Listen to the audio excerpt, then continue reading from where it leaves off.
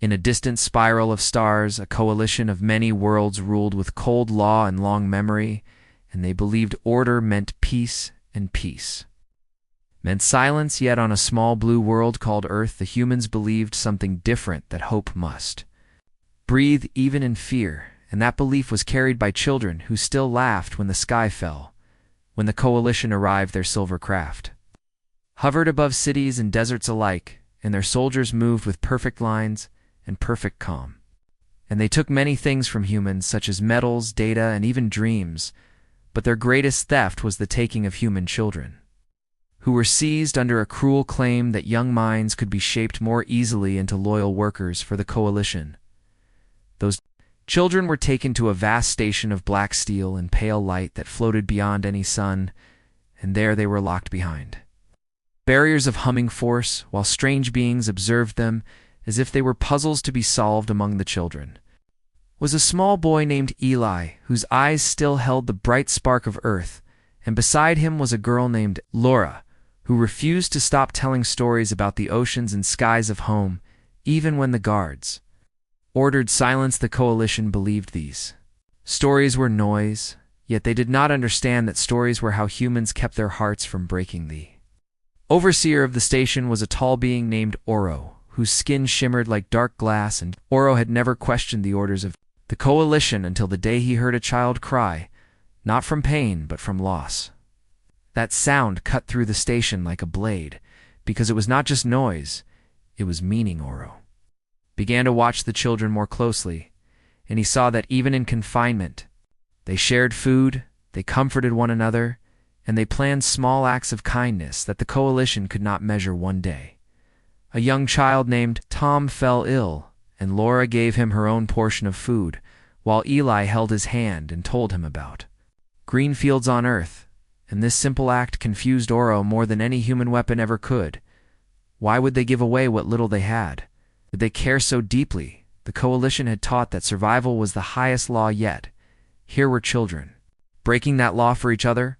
Oro felt something new growing within his mind, a question at the same time. Beyond the station, a human fleet of patched ships and brave pilots was gathering, and they had learned of the imprisoned children through hidden channels, and they refused to abandon them.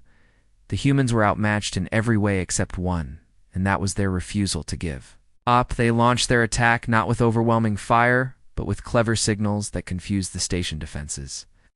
And while the coalition struggled to adjust, the human ships slipped through like shadows inside the station. Alarms rang, and guards rushed to their posts. Yet Oro hesitated.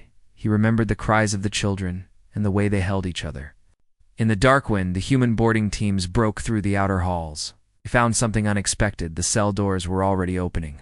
Oro had made his choice, stood before the guards, and used his authority to order them aside, claiming a system error, and in that moment he chose compassion over command. The children ran into the arms of their rescuers, and tears flowed freely, not as weakness, but as release. Eli and Laura were among the first to reach safety, and they looked back to see Oro standing alone watching them. Laura turned and spoke a simple word of thanks, and that single word carried more power than any weapon. Ow.